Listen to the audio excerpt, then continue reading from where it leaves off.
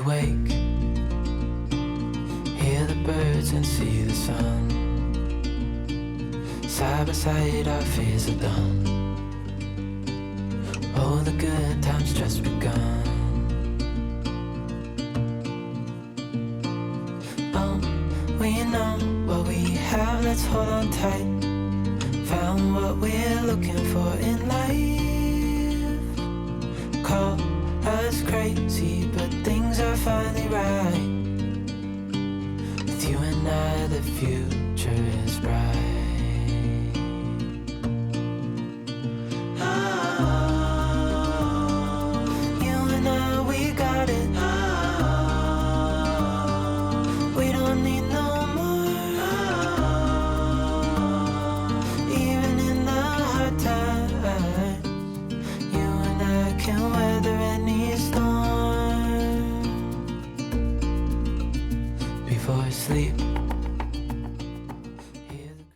Hey there everybody, welcome back to the channel. Today we're going to talk about the cheapest way to record your EVF on your mirrorless camera. Now, right off the bat, it's a recording of this video.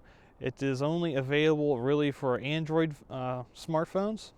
So this is the ZCam IPMAN Gemini. It's like $65. So the target audience I feel for this is really those of us that want to do like talking head videos like this, and you want to see the framing on your camera whenever you don't have a a tilty flippy screen that flips forward so you can see it, or so that you can see check your focus whenever you're shooting video, or if you just want something a little bit brighter than your back screen whenever you're doing wildlife and you're panning with it in daylight like this, because it's actually a pretty bright morning. And for those of you that do outdoor video, it's like impossible to see your back screen even if you're behind the camera and it's right up against your face. It's kind of hard to see it, mostly because the brightness is so poor on a lot of the cameras. But for me, what I use this for is recording the EVF for a lot of my tutorials and how-to videos, or if I'm out in a kayak doing wildlife and stuff like that.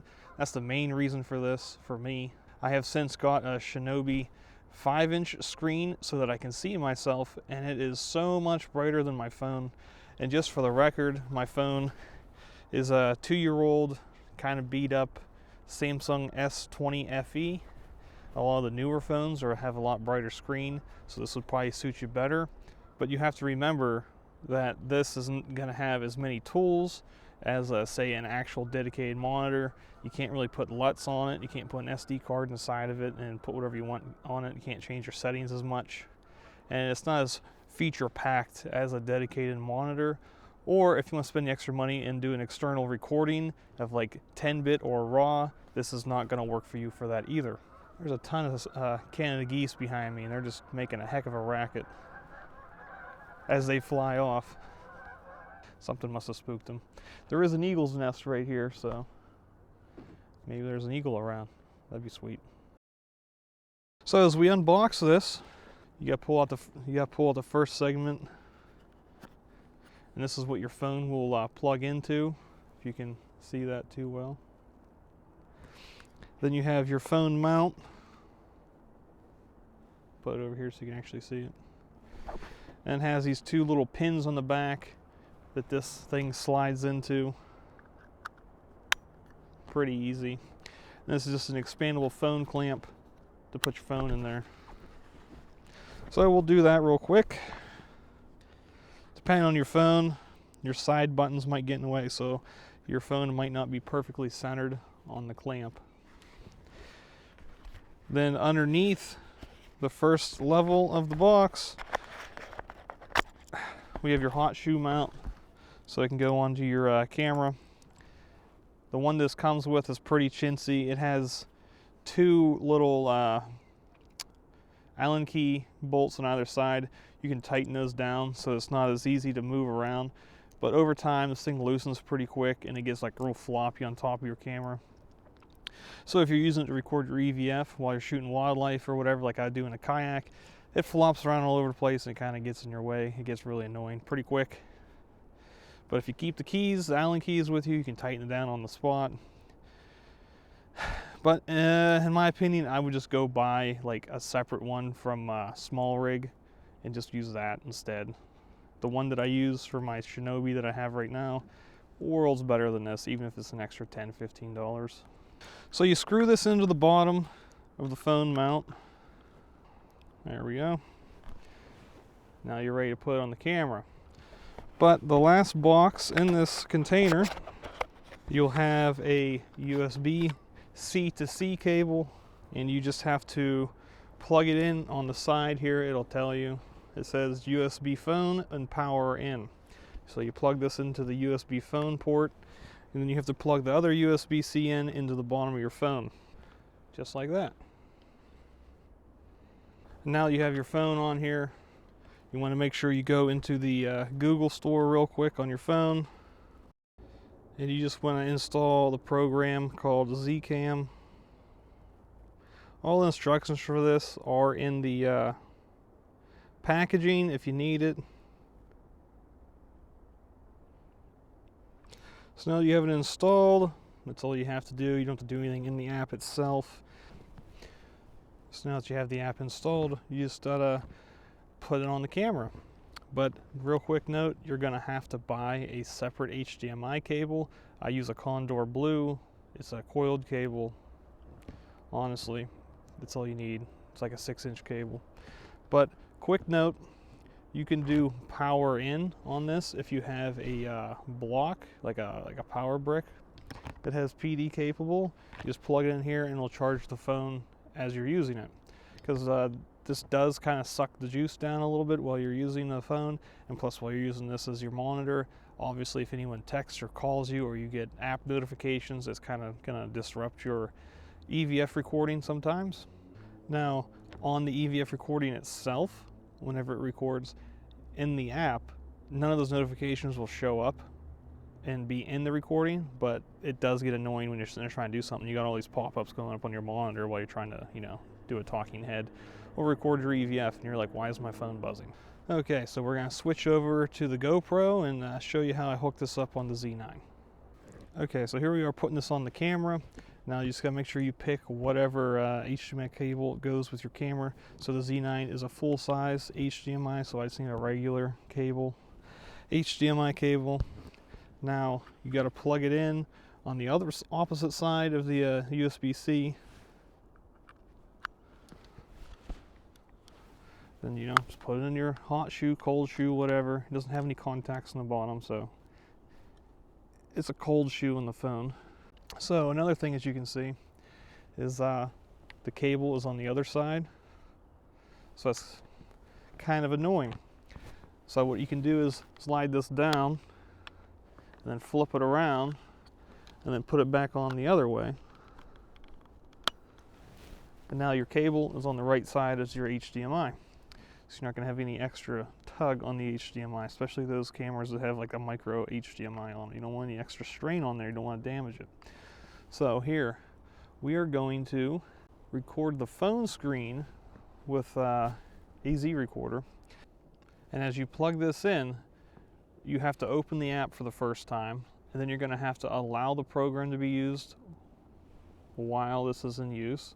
You're going to have to select USB. And sometimes it does act a little goofy. So now we have a blank screen. So we're just going to unplug it, plug the camera back in so that it automatically recognizes the camera and the app and the ZCam. And then you're going to get a pop-up that says Z monitor, open Z monitor to handle USB video. And you want to click OK. And it's connecting. You get the little weird bars. Make sure your camera's not in sleep mode. And there you go. And as you can see, the USB cable is kind of like wrapped around it. So then you can take your phone out and flip it around. There we go. And now we're ready to go. So we'll turn it around so you can see what it looks like on the back of the camera and phone. So as you can see, the monitor isn't as bright as the back screen. It's pretty sad, to be honest, but I also don't have the brightest screen of a phone. So once you get this program running on here, to get it running again, to get the program to automatically come up, all you have to do is plug your HDMI into the ZCam IPMAN Gemini, take your USB, plug it into the Gemini, take the USB and then plug it into your phone, and then click OK, and it'll come right up. And one thing is, you can see there's an audio right here. Just mute that, because you're going to hear yourself twice from the camera into the phone, out again, and it's going to be like an echo loop. So if you are going to use a separate audio source, I highly recommend that, and you don't have the audio loop showing up in your recording. And one of the negatives is you only get the center part of your screen. The outsides don't really do anything. So that's another reason why I would highly suggest an actual monitor. And plus it'll be a lot brighter than this. You don't have all this extra janky cords going on. Now, if you want to record the EVF, all you have to do is bottom right, there's a little button right here. Just click that and it'll record to your phone's gallery. And that's really about it. It'll show everything you do on your camera, any of the menus that you want to go through, anything you want to do at any point. So like if I change it from photo, this is on video right now.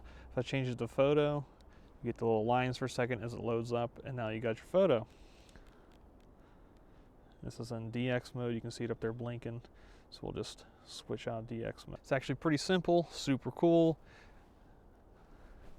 And yeah, see, look, there you go. Saved to the ZCam folder in your phone's gallery.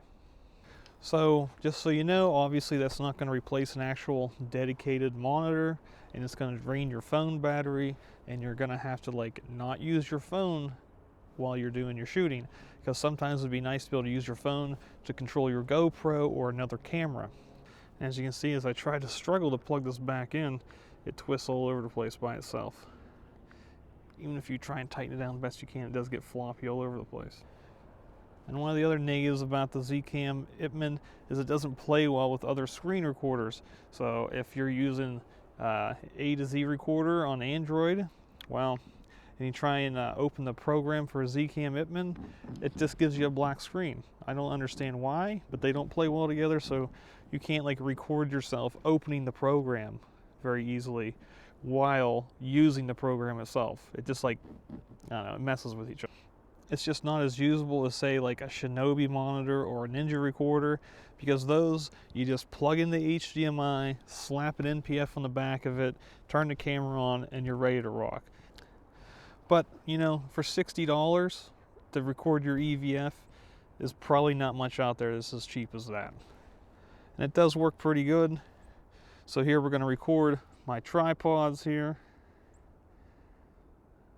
And the refresh rate isn't that great. So we'll just, yeah, show around what we're doing here.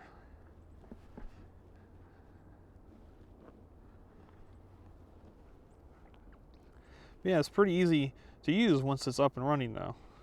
One touch, record your EVF, one more touch on the button, stop recording your EVF. That simple.